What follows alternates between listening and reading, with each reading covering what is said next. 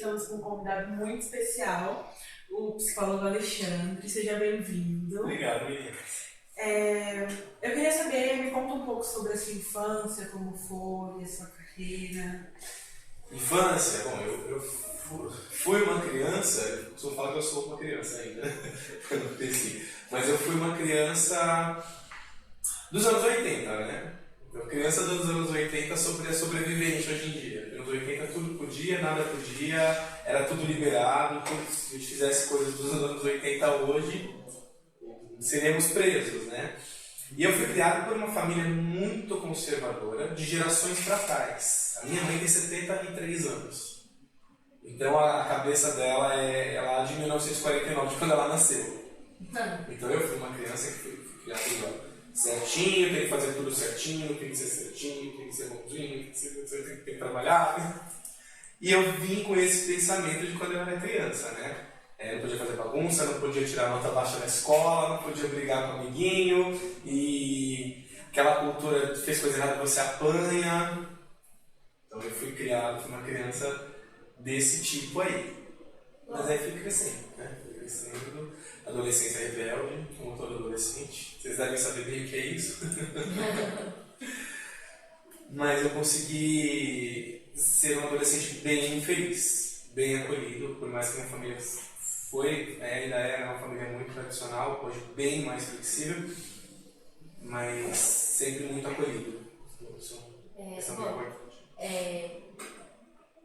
Já que você falou sobre a sua adolescência, depois da adolescência nós entramos na fase adulta, e da fase adulta, né, nós precisamos escolher profissão, nós precisamos de uma carreira.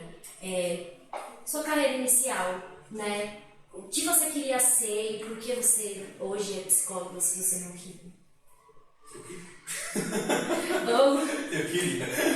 Então, assim, a gente começa a trabalhar muito cedo, né? Vocês, nessa fase de adolescência de hoje, vocês têm um foco em estudo.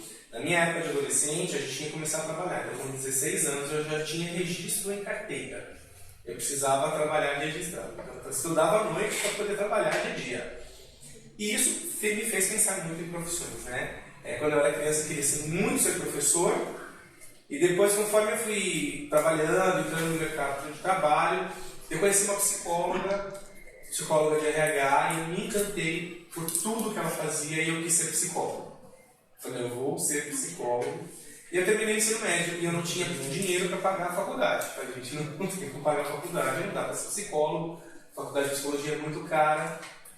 E então eu sempre fui muito estudioso. Eu ganhei uma bolsa de estudo a partir de uma prova para fazer processamento de dados. Então eu fiz processamento de dados. E aí eu descobri que eu não gosto de máquina, eu gosto de gente. E eu falei, eu preciso fazer psicologia, né? E nesse momento eu já estava dando aula, já estava na sala de aula, já tinha conseguido ser professor. E eu falei, vou fazer uma faculdade que me dê dinheiro para poder pagar a psicologia depois. E eu consegui uma bolsa de estudo, e a minha bolsa saiu para o curso de psicologia. Então eu costumo dizer que é uma coisa que estava marcada para mim, né? Ser psicólogo. E assim eu entrei na minha profissão. Então já é uma decisão concreta. Super assertivo ainda, né? Eu falei que eu sou muito feliz em tudo que eu faço. Eu sou feliz na sala de aula, eu sou feliz dentro do consultório. Legal. Agora a gente vai falar um pouco sobre a sexualidade na psicologia, entrando um pouco sobre esse assunto, falando disso, e eu quero começar falando um pouco sobre como jovem, assim, se descobrindo, como é que é isso, você que trabalha com jovem, mais, como que é? Chega muito caso para você em relação a essas coisas? Ou... Na verdade, casos chegam em infinitos casos, né? Eu poderia relatar vários aqui para vocês, porém a ética não me permite. Mas casos chegam bastante, assim.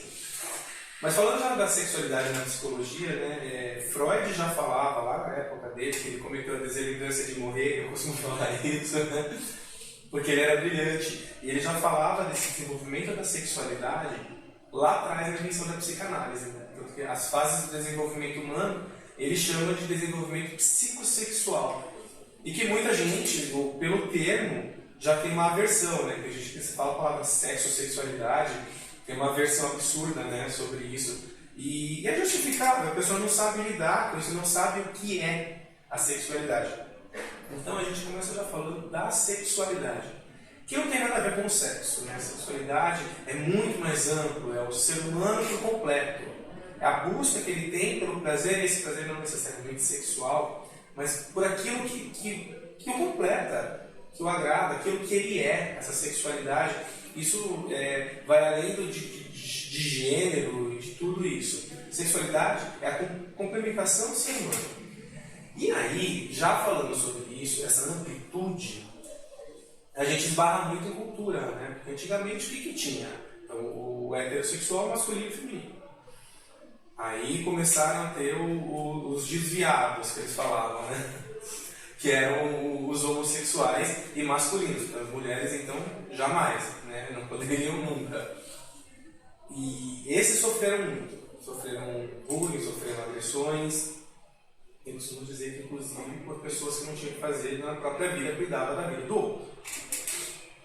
E o jovem, antigamente, tinha medo de se expressar, de se comunicar, de pôr para fora a sua sexualidade, de expor quem ele realmente é, quem estava ali dentro. E por ele não conseguir colocar isso para fora, ele também não sabia quem era. Sim. Então o conflito era gigante lá dentro, né? Imagina a situação que você não é quem você precisa ser, mas você precisa ser porque quem você é não é aceito. É uma coisa muito chocante. Mas os tempos evoluíram. E estão evoluindo, né? Por mais que o mundo tenha conquistado essa cultura de aceitação, de cada um é o que quer ser, o que quer ser não, o que é mesmo, né? Por essência. E as pessoas têm que aceitar isso, existe uma coisa de respeito, isso é muito novo. Então, assim, a geração hoje, vocês que são adolescentes, os pais de vocês da minha idade, a gente tem uma cabeça diferente, mas a gente ainda foi criado por uma geração passada. A gente entende, quer dizer, muitos aceitam, mas não entendem, mas aceitam. E eu acredito que a evolução disso é a geração de vocês. Os adultos que vocês serão com os jovens que virão aí. Aí sim, esses jovens são os premiados, né? São os beneficiados de tudo, não vão sofrer bullying, não vão sofrer preconceito, eles vão ser quem eles realmente querem ser. No consultório eu tive alguns casos, sim, e casos assim muito interessantes, viu? Vou falar para vocês. Jovens que me procuravam, o problema não estava na aceitação da própria sexualidade, que isso já estava definido, mas na aceitação dessa nova pessoa pela família. Então, são casos magníficos, casos muito interessantes e casos que deram super certo, pessoas que estão muito felizes hoje com suas famílias, ou não com a sua família, porque também não queria, mas tudo muito bem resolvido. Eu acho que a pessoa precisa primeiro estar bem consigo mesmo. E esse é o grande problema, principalmente para os adolescentes, né, hoje em dia. Quem sou eu? Essas descobertas, essas possibilidades, tudo que você sente, as mudanças hormonais, as mudanças corporais e tudo que vem para cima de vocês jovens, né? Eu já passei essa fase há alguns anos, mas deve ser bem difícil, né? Porém, vocês podem ser quem vocês são de verdade. Bom, já que você falou sobre isso, eu vou mostrar o meu ponto de vista. Bom, eu sou uma pessoa um jovem LGBT, eu sou gênero fluido e pansexual. Para falar para minha família foi meio que muito difícil, foi uma coisa muito nova. Não sei se nova para eles, porque né, na maioria das vezes o pai e a mãe sabem. Mas foi algo novo, foi um choque. Talvez eles soubessem, mas não soubessem 100% o que é, ou só não soubessem. Então eu falar para eles, mostrar, expor para eles, foi algo novo para eles. De início foi uma coisa que eles não aceitaram, foi um negócio que eles bateram o pé, foram firmes em relação a não aceito, não aceito. Mas depois, até que hoje, nós estamos bem. Então, realmente eu acho que conversar, falar sobre é muito bom. É o melhor caminho, né? Sim, com certeza. Ter uma relação, assim, de certa forma, boa com os pais é a melhor coisa. Posso te fazer uma pergunta? Sim. Você falou já no começo que você é gênero fluido e pansexual. E para quem está ouvindo a gente, você consegue explicar? Sim, com certeza. Uma pessoa pansexual é uma pessoa que sente atração, seja física, seja de psicologia, uma questão de afeto, que sente essa atração, essa vontade por todos os gêneros, se é homem, se é mulher, se é não binário, ou se, enfim, se ainda não está se descobrindo, a pessoa só gosta por ela ser a pessoa, sei lá, certa, por ser uma pessoa que você gosta. Já o gênero fluido é uma pessoa que, eu não sei muito bem explicar, mas por mim pra mim, eu sou desse jeito, então eu estou me sentindo bem com o gênero masculino, eu estou me sentindo bem no gênero masculino, então eu estou no gênero masculino. Ou no feminino, que no caso é, né, o gênero que eu nasci, o sexo que eu nasci foi o feminino. Então, eu tenho o gênero feminino, o sexo feminino e o gênero masculino dentro de mim. Isso é o gênero fluido. Eu fluo entre os dois gêneros. É legal a gente deixar claro que assim, o sexo biológico não tem nenhuma relação com o gênero, né, que a gente tem. Sexo biológico, hoje em dia, a gente pode falar até que não são só dois. Hermafrodita. Então, hermafrodita também já não existe mais esse termo, né? São, como é que é? Intersexo. Intersexos, isso mesmo. Então, hermafrodita é um termo muito antigo para pessoas que nasciam com genitais femininas e masculinas, né? Então, hoje são os intersexos. Porque essas pessoas ainda sofriam, porque tinham que decidir se iam ser homens ou mulheres e fazer as cirurgias de correção, né? Então, hoje em dia, é isso, gente. Eles são intersexos. E tudo bem também. É legal a gente falar da questão de gênero e a questão de sexo biológico, né? Porque é o que eu falo, uns tempos atrás, nasciam-se homens e mulheres. E quando se falava em homossexual, o homem é gay, ele é homossexual. Ou se não, ouvia-se muito, né? Eu vi um casal de dois homens juntos e perguntava quem é a mulher da relação. Né? Eu ouvi uma resposta uma vez que eu achei bárbaro. Falou assim, eu sou homossexual, se tivesse mulher aqui não teria relação. Então é muito legal, porque assim, as respostas esclarecem muita coisa. Mas para a pessoa chegar a conseguir responder isso, já sofreu muito. E o pansexual, ele é exatamente isso. Ele gosta de gente. Não importa como que essa pessoa se identifica, como que essa pessoa nasceu. Ele gosta de pessoas, que é o seu caso. Não é? Isso. E o gênero fluido é isso. Você está fluindo entre os gêneros. Hoje você se identifica como homem, depois você pode se identificar como mulher, depois você pode se identificar nem com um, nem com o outro. Enfim, você é fluido. Está indo para onde você quiser. Entrando um pouco no assunto de família, de aceitações, assim, familiares, é muito complicado para muitos jovens falar sobre, explicar para os pais como que funciona a cabecinha deles, porque os pais é tudo de gerações passadas, então é aquela cabeça quadrada de tipo, é isso e aquilo, e na cabeça dos jovens é tipo, eu não sou um robô, eu não sou um boneco, eu não vou te agradar 100% e eu sou feliz assim, então é muito complicado falar de... É complicado o jovem chegar nessa fala que você está, de entendimento que assim, eu sou uma outra pessoa, eu não sou parte de você, então eu não posso te agradar, não tenho que entender. Então, as famílias hoje em dia ainda já está numa geração que aceita, que entende mais. Mas quando a criança nasce, os pais têm já a vida da criança traçada, né? Vai estudar, vai ser isso, vai dar nessa. Exatamente. Como se fosse parte dele mesmo. Então, uma coisa muito, muito interessante que os pais precisam aprender, isso aí cabe a evolução da geração, né? É que os filhos não são parte deles. Não pertencem a eles. Eles têm a sua individualidade. Então, por mais que você tenha seus planos para o seu filho, então o seu plano para o seu filho é eu quero o melhor para ele. Eu não quero que ele seja isso, que ele seja aquilo, que ele seja aquilo. E é onde o jovem sofre. Porque, assim, primeira coisa, ele tem que aceitar quem ele é. Primeiro descobrir, né? Descobrir quem ele é. Depois aceitar. Depois que ele soube quem ele é, ele aceitou quem ele é, aí ele tem que, na verdade, ele não tem que divulgar para ninguém, mas sente também a obrigação de falar para a família, afinal de contas são seus pais. Eles precisam saber quem você é. E aí o jovem vai falar para a família que aquilo que ele descobriu sobre ele mesmo. E o medo de frustrar os pais, porque desde pequenininho tem aquela carga, que não é proposital, claro, gente, né? Mas assim, vai crescer, vai ser isso, vai ser aquilo, vai ser médico, enfim. Como você vai frustrar seus pais em cima disso? Aí tem mais uma questão para o jovem trabalhar em cima disso. Daí trabalhou, conseguiu falar para os pais e a aceitação desses pais, como que fica isso? Aí cabe aos pais. Né?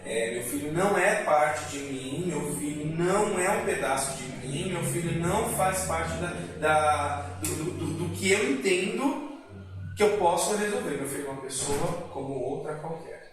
Tem todo o vínculo de família, não vai deixar de ser filho, mas é uma pessoa, um indivíduo, ele é individual, ele vai ser quem ele quiser, quem ele se sentir bem sendo. E isso para os pais é um golpe, né, gente? É um golpe, mas as famílias precisam aprender muito com isso. Muito. Eu costumo dizer muito que os pais, eles falam, não aceito, mas na verdade não é que não aceitam, eles não entendem. Depois que entende, aí tudo bem, mas também não consegue se expressar. Né? Para eles é uma frustração muito grande. Lidar com a frustração é um problema para todo mundo, né? Para quem está com mudança, aceitação da sexualidade, para quem já está com sexualidade aceita, para qualquer pessoa. Lidar com a frustração não é fácil. E nesse aspecto ainda, hoje bem menos, mas há uns tempos, os pais ainda se preocupavam assim, o que o mundo traz para o meu filho que não se encaixa naquilo que é o padrão. Hoje em dia não tem mais padrão. Não existe mais esse padrão. Então, o que vem do mundo já não preocupa tanto os pais. O que faz o jovem de hoje se aceita muito mais fácil. Bom, os jovens religiosos, eles com certeza têm um peso maior em cima deles por conta da aceitação de Deus, algo assim, por eles estarem meio que desrespeitando a criação, o jeito dito certo. Como fazer para tirar esse peso de cima disso? Aí você tocou num assunto que eu acho que é mais delicado do que a sexualidade, que é a religião. Né? Eu tenho uma visão de religião, não que eu não seja religioso, eu tenho a minha religião, claro, mas eu tenho uma visão muito, muito diferente do que as pessoas, né? Se você for pegar a evolução da religião, lá na época do catolicismo, estava junto com a política, que as pessoas eram manipuladas, a gente sabe tudo isso de estudo de história e tudo mais. Lá dessa época, se você for pegar a religião, a influência do homem dentro da religião é muito grande. Muito grande. Do mesmo jeito que a influência do homem na sexualidade das pessoas também foi grande. Então, né? Foi uma coisa assim que, coincidentemente, estava dentro da religião e estava na cultura também. A cultura a gente está tirando. A religião, cada um tem a sua, cada um segue da forma que tem que seguir também. Somos livres até para isso. Mas existem igrejas já, evangélicas inclusive, para o público LGBT. As igrejas chamadas igrejas gays, né, que eles chamam assim. Mas já tem as igrejas para esse público também. Então, ou seja, até Deus aceita. Sim, e por que não aceitar? Não é verdade? Se você for LGBT, você vai para o inferno. O que é o inferno? Não é? É uma construção também, como qualquer outra. Falar desse assunto é muito complicado, né? Porque muita gente não consegue entender e fica aquele negócio todo na sua cabeça. Na cabeça do jovem é uma confusão, na cabeça da família é outra confusão. E aí junta aquele bololô inteiro. Mas, gente, essa confusão é a vida, não é verdade? Não tipo, como é que eu lia muito na faculdade e a gente brincava muito que a normalidade patológica tem que sair do que é normal. Normalidade é patológica. Falando em relação a mais psicologia mesmo, a gente entra nesse assunto, como é para você trabalhar com isso, ter vários jovens lá no consultório e falar sobre, já que você é professor também, entrar nesse quesito de jovens também? É que as pessoas que estão procurando a gente, independentemente do que seja no consultório, é muito particular. Não estou querendo dizer assim que eu não posso falar sobre isso, não é isso, mas cada caso é um caso. Vai de pessoa para pessoa. Do mesmo jeito que um jovem me procura porque está com uma questão com a sua sexualidade, uma pessoa me procura porque está com um transtorno depressivo. E esse transtorno depressivo é muito diferente do outro transtorno depressivo, que é muito diferente do outro. E o jovem aqui com problema com a sexualidade é diferente do outro, que é diferente do outro. Então é muito particular trabalhar isso no consultório. Não dá pra gente generalizar. E é isso que é o brilhante do ser humano, né? Ser tão único, ser tão pessoal, essa sexualidade, né? Pessoal, é tão íntima, é tão dele, né? Isso é o que eu acho mais brilhante no ser humano. E aí dentro do consultório a gente faz as primeiras investigações, né? A gente tem que conhecer a pessoa, são sessões para conhecer a pessoa e chegar aonde está o ponto desse conflito. O ser, né? Que a gente fala, o ser do conflito. Dentre tantas profissões assim, por que a psicologia? Olha, eu gosto de gente. Eu quando fiz processamento de dados, uma história até engraçada, né? Que eu rodei um programa final do curso, tinha que entregar um sistema de administração de escola, que a escola me persegue desde sempre. E eu rodei esse sistema e tinha uma disciplina que não funcionava, a geografia. E ela não funcionava. Aí eu peguei a de história, copiei, colei e mudei o nome para geografia, não funcionava. Reescrevi, não funcionava. Eu passei um mês fazendo esse sistema e não funcionava. Na hora de entregar, chamei o professor fez tudo que eu já tinha feito durante um mês. E não rodou. Ele falou assim, deixa eu vir, entrega. Eu sei que está tudo certo, eu mesmo já vi, entrega. Aí voltei para a mesa para entregar, falei, deixa eu rodar mais uma vez. E sem mexer em nada, o sistema rodou. E eu falei assim, gente, eu não consigo entender que uma máquina tem vontade própria, uma pessoa assim. Então vamos mudar um pouquinho, vamos para as pessoas, que as pessoas podem ter vontade própria. E a minha vida inteira, eu sempre fui muito comunicativo, sempre conversei muito com as pessoas. E eu pensei, por que não psicologia? Mas de verdade, a psicologia surgiu na minha vida pensando no RH. E aí na faculdade, e aí o consultório, a gente chama uma coisa que pega assim, um bichinho, belisca e acabou. Eu consultório para da vida. Trabalhei em RH também, mas não dá tanto prazer quanto consultório e sala de aula. Eu gosto de gente. Bom, voltando um pouquinho para sexualidade, é nítido que você não saber a sua sexualidade é frustrante, porque, né, enfim, você vai se relacionar a vida inteira com a pessoa errada, com o gênero errado, se você não souber. Como lidar, né, com isso? Peça ajuda. Tem que pedir ajuda. Acho que pra tudo, né, gente? Realmente. Pedir ajuda, pede ajuda, vai procurar terapia. E tem gente, por exemplo, assim, isso acontece muito com pessoas da minha idade mais velhas, assim, né? Que as pessoas casaram, têm filhos, e aí perceberam agora dos 40, 45 anos que não era isso. Então, já conseguiu se identificar, conseguiu saber que não era isso, mas tem uma vida inteira construída, tem uma família construída, tem filhos, tem esposa, enfim, tem muita gente envolvida. Então, essa pessoa, ela faz uma escolha. Eu conheço pessoas que hoje optaram por continuar com a família. Como também conheço pessoas que se assumiram e a família, inclusive, aceitou maravilhosamente. Eu tenho um amigo que separou da esposa porque se descobriu homossexual e a esposa dele hoje é a melhor amiga. Então é muito, muito interessante isso, né? O quanto ela aceitou, enfim, ele está envolvido em tudo o que acontece com a família, com a nova família dela, né? Porque hoje ela é casada, tem filho.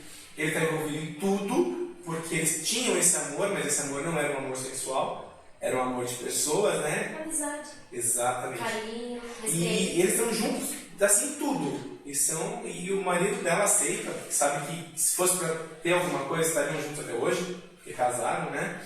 E existem vários casos assim. Como também, como eu falei, as pessoas que preferem continuar com a vida do jeito que está. Tem problema? Não sei. Cada um sabe. Né? Porque eu acho que assim, a única coisa que você não pode ser é hipócrita. Se você está com uma outra pessoa e você se identifica assim, essa outra pessoa tem que saber. Porque tem o direito de decidir se vai continuar ou não. Não é porque a gente está falando de uma pessoa que se identificou com outro gênero e aquela que se identifica com seu gênero natural, cisgênero, também tem seus direitos. Então, assim, a mulher e o homem podem escolher continuar nessa relação ou não. Então, o princípio da verdade, gente, ele é básico para tudo. Para tudo. Contem a verdade. Sempre. O princípio da verdade salva vidas. Nos fale sobre a sua carreira de professora. Minha carreira de professor, eu caí na sala de aula de paraquedas. Foi muito interessante. Eu trabalhava num parque de diversões. Olha que coisa, né? Eu falei, 16 anos, tinha que começar a trabalhar, eu comecei a trabalhar no parque de diversões. E aí, eu fiquei 5 anos e meio trabalhando nesse parque de diversões. Eu entrei lá com 16 e eu saí de lá com 21, quase 22 anos. E eu me vi sendo demitido e olhando para o mundo e falando, gente, eu não sei fazer mais nada, só sei trabalhar no parque de diversões. E eu fui convidado a fazer uma entrevista num outro parque de diversões que tinha aqui em São Paulo, que fechou, que eu acho um crime ter fechado. Vou falar o nome que não existe mais, é o Play Center. E eu fiz entrevista no Play Center, eu passei a entrevista no Play Center, quando eu voltei para minha casa eu falei assim, se eu entrar nesse parque hoje, eu vou trabalhar em parque de diversões para mais minha vida. Eu ainda não tinha dinheiro para fazer a faculdade, já sabia o que eu queria, mas não tinha como pagar. E aí eu recusei a vaga. E aí eu surtei, né? Porque, gente, como assim? Eu tenho uma vaga de emprego, eu recusei, eu preciso trabalhar, porque eu preciso da minha família. Né? Daí eu com 21 anos estava surtado, mas eu tinha feito processamento de dados.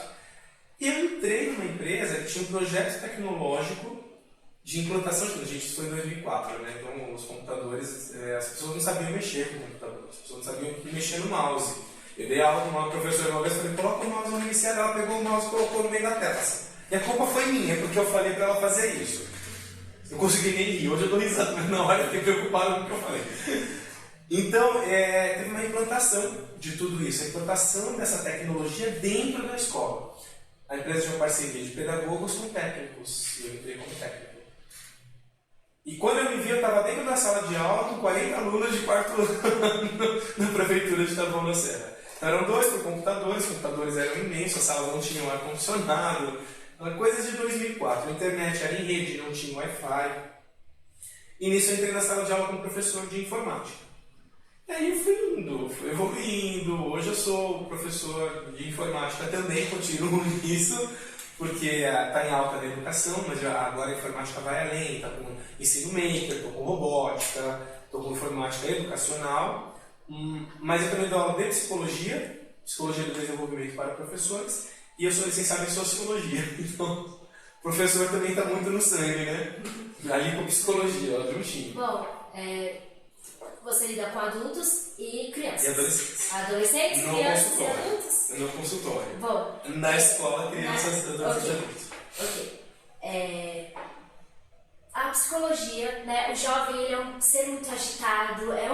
A psicologia, ela te ajuda como a lidar com essa agitação? Não só dos jovens, da criança, né? Como te ajuda a conduzir uma aula? O que é a agitação? A agitação é uma forma de expressão, né? Então, você primeiro tem que olhar, entender por que essa pessoa está querendo te dizer com toda essa agitação, né? Entende para você tomar uma atitude, para você fazer uma intervenção. Então, tanto no consultório quanto na sala de aula, claro, bem diferente do consultório, porque você tem um conteúdo para passar. Na sala de aula, como que você lida com a agitação do seu jovem? Seu conteúdo tem que ser interessante. Ah, mas todas as aulas são interessantes? Nem sempre todos os conteúdos são interessantes. Às vezes para uns, às vezes para outros. Mas o professor tem que ser interessante. Para que ele consiga, então, a forma com que você passa o conteúdo, até a educação evoluiu. Não é mais aquela, você coloca a lição na lousa, o aluno copia, você fala sobre isso, não. Você passa uma atividade, e eu costumo sentar com meus alunos em roda, a gente conversa sobre a atividade, como que tem que fazer, depois eles vão fazer. Tanto maker, quanto robótica, quanto qualquer coisa que eles vão fazer no computador. Tem sempre uma roda de conversa, a gente conversa sobre, define estratégias e depois eles vão fazer. Isso torna a aula muito interessante. E já no consultório eu gosto muito quando as pessoas chegam agitadas, né? A sessão evolui absurdamente. A gente fala sobre essa agitação às 3, 4 depois. Porque a pessoa quer se expressar. Então você vai investigar o que deixou essa pessoa agitada. Você não vai tirar a agitação. Você vai investigar a agitação. Tudo no consultório te diz alguma coisa. Inquietação, agitação, tudo te diz alguma coisa. E se você chegar no meu consultório agitada e investigar, e você chegar no meu consultório agitada e investigar, vão ser coisas completamente diferentes. Agitação não significa alguma coisa específica. A agitação tem uma função para você e uma função para você. Não é que nem aquela assim, você está com o pé para dentro e você não está prestando atenção, entendeu? Não é isso. Cada comportamento de uma pessoa é único. Agora eu queria que você nos contasse um pouco sobre os seus planos futuros. Planos futuros? Planos futuros eu quero ficar um velhinho bem bonito. Eu sou vaidoso. Eu quero continuar na sala de aula. Né? Inclusive eu tive uma conversa na escola esses dias. O que eu pretendo daqui para frente? Eu quero continuar na sala de aula. Eu gosto disso, eu já saí da sala de aula, já tive outras funções dentro da escola como coordenação, mas eu preciso do contato com os alunos. Talvez até outras coisas dentro da escola, desde que eu continue com contato com o aluno, para mim, perfeito. Mas eu preciso disso. E o consultório não para nunca na vida. Tá com 70 anos lá dentro do consultório, atendendo os meus pacientes. Eu acho que assim, eu contemplei tudo que eu preciso profissionalmente. Eu preciso manter. Cheguei onde eu queria. Estamos finalizando já o nosso podcast, mas antes eu queria pedir um conselho. Um conselho. Para os jovens. Para os jovens. Jovens. Falem a verdade e procurem ajuda. Não está conseguindo lidar com alguma coisa? Peça ajuda. Não vá mentir. Você mentiu para o outro, você está mentindo para você. E essa é uma falha assim, que depois as consequências são desastrosas. Fale sempre a verdade e acredite em quem você é. E é isso. Eu queria agradecer muito, muito a sua presença, a sua participação, seus conselhos, escutar um pouco sobre a sua história. Nos fez muito bem. E eu queria muito agradecer. Imagina, eu que agradeço o convite. Agradecendo novamente ao Alexandre, agradecendo a todos que assistiram. Nós estamos acabando o nosso episódio. Nos sigam nas nossas redes sociais, Instagram, YouTube. É isso, obrigada. Tchau, tchau. Tchau, tchau.